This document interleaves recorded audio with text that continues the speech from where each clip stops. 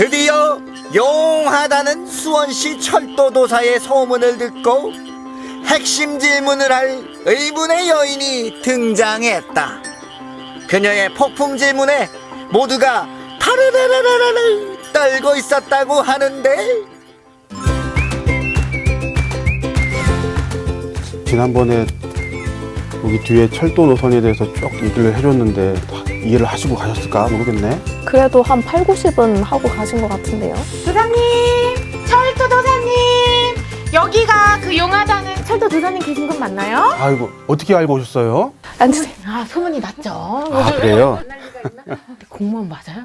잘못 찾아온 것 같았어요. 진짜 도사님 계시네 여기. 저희가 이러고 있는 거 어디 가서 얘기하시면 안 됩니다. 지금 집에서 또 몰라요. 지금 저희가 이러고 있는 거. 네. 비밀로 해드릴게요. 네, 그렇게 해주세요. 저 궁금한 게 있어서 아, 네, 있는데 뭐가? 여쭤봐도 될까요? 아이, 그럼요. 네. 요즘 예타, 예타 통과됐다 이런 말이 있던데 도대체 그 예타가 뭔가요? 아, 그게 궁금하셨구나. 철도나 도로 사업 같은 걸 하면은 이제 뉴스에 나오잖아요. 이거 뭐 예타가 안 나온다. BC 값이 너무 적다. 뭐 경제성이 안 나온다. 뭐 타당성이 없다. 뭐 이런 얘기가 나와요. 그게 혹시 무슨 얘기인지 아시는가요? 하나도 몰라요. 그래서 왔어요 여기. 그래서 저희가 준비를 해봤는데요. 철도 사업이 어떤 절차로 추진되고 이제 이 과정에서 나오는 경제성이라든지 타당성이라든지 어려운 말들이 있잖아요. 그거를 저희 도사님께서 이제부터 알려드릴 거예요. 철도 사업은 이 사회 기반 시설 사업이라고 하는데요. SOC 사업 이런 얘기를 써요. 이렇게 큰 사업은 두 가지 방식으로 진행을 해요. 하나는 재정 사업, 또 하나는 민자 사업. 어떤 게 있다고요? 재정 사업과 하나는 민자? 그렇죠. 네. 긴장하셔야 돼요. 제가 중간중간에 이렇게 잘 이해를 하셨나 한 번씩 이렇게 다시 물어봅니다. 일단 재정 사업은요. 이 국가나 지방자치단체가 이 사업의 처음부터 끝까지 모든 것을 다 하는 걸 재정 사업이라고 해요. 그 다음에 민자 사업은 민간 투자 사업의 줄임말인데 민간 부분의 자금을 끌어들여서 민간 부분이 직접 건설을 해요. 그리고 나중에 운영비로 이 사업비를 충당하는 방식을 얘기하는 거예요. 그럼 혹시 예비 타당성 조사는 누가 어떻게 하는 거예요? 이 예비 타당성 조사, 줄여서 예타라고 하죠. 이 예타는 재정 사업에서 나오는 용어예요. 이 사업을 해도 되는지 하면 안 되는지를 사실상 결정하는 단계가 바로 예타 단계예요. 민간 투자 사업에서도 똑같이 있어요. 타당성 분석이라는 용어 또는 적격성 조사라고 하는데, 아, 이름만 조금 다른 거예요? 그렇죠. 네. 예외 타당성 조사, 그다음에 타당성 분석, 적격성 조사. 이게 서로 용어는 다르지만 사실상 같은 용어에 대해서 한번 말씀을 한번 드려볼게요. 철도 사업을 사실상 해도 되는지 결정하는 단계가 바로 이 예타 단계인데, 이거는 바로 국가 예산을 총괄하는 기획재정부가 직접 수행을 해요. 돈을 쥐고 있는 기획재정부에서 오케이를 해줘야 사업을 추진할 수 있겠네요. 아, 그렇죠. 네. 지금부터는 조금 더 어려운 용어가 나오기 시작하니까 정말 잘 집중하셔야 돼요. 이 타당성을 결정할 때는 경제성, BC값, 정책성, 뭐 여러 가지 정책 효과 등을 보는 거예요. 이 두 가지를 종합평가를 하는데, 이 종합평가를 뭐라고 하느냐 하면 바로 AHP 평가라고 하는데요. 이 AHP 평가가 0.5보다 크면은 사업의 타당성이 있다고 흔히들 이야기를 하고요. 이렇게 사업의 타당성이 있다고 말하는 게 이제 예타 통과를 이렇게 의미합니다. 이 BC 값을 이제 설명을 해드릴게요. AHP 평가에서 경제성 분석, BC 값이 차지하는 비율이 60에서 70%를 차지해요.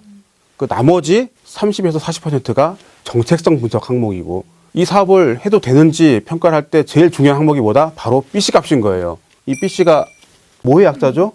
네, 이제 BC 값의 B는 베네핏, 편익을 말하고요. C는 코스트, 비용을 말하는데요. 비용 대비 편익이에요. 그래서 BC가 1보다 크다고 하면 비용보다 편익이 큰 거니까 이 사업에 경제성이 있다고 이제 그런 걸 의미합니다. 머리가 너무 복잡한데 타당성 중에 경제성을 제일 중요하게 본다는 건 알겠는데, 그러면 BC값이 1이 넘으면 다 할 수 있어요, 철도를?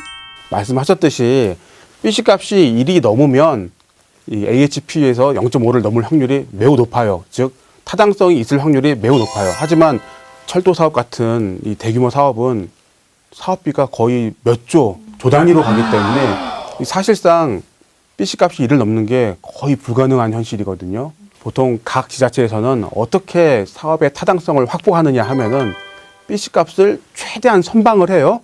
그 다음에 정책성 분석 항목에서 승부를 보는 거예요. 그렇다고 해서 BC값을 소홀히 하면 안 돼요. BC값이 0.85 정도는 되어줘야 이 최종 종합평가, AHP 평가에서 0.5를 넘을 수가 있는 거죠. 그쵸. 나라에서 하는 일인데 너무 경제성만 본다면 그것도 문제가 있는 거겠죠? 아, 근데 이런 거는 수학자들이 해야 될 것 같아. 공무원들 일이 너무 많아. 머리도 힘들겠고. 근데 철도는 그럼 언제 탈 수 있을까요, 제가?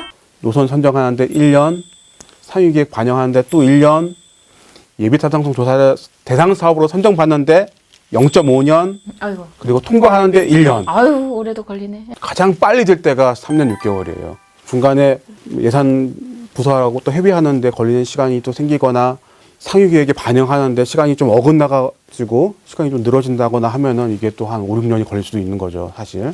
예타를 통과한 이후에 타당성 및 기본 계획에서 1.5에서 2년, 기본 및 실시 설계 2년, 공사 5년, 처음에 노선을 계획할 때부터 탈 때까지 쭉 한 방에 가면은 12년, 13년 정도 걸리는 거죠, 보통. 너무 오래 예. 걸리네. 우리 도사님 그래서 머리가 100발이 됐나 봐.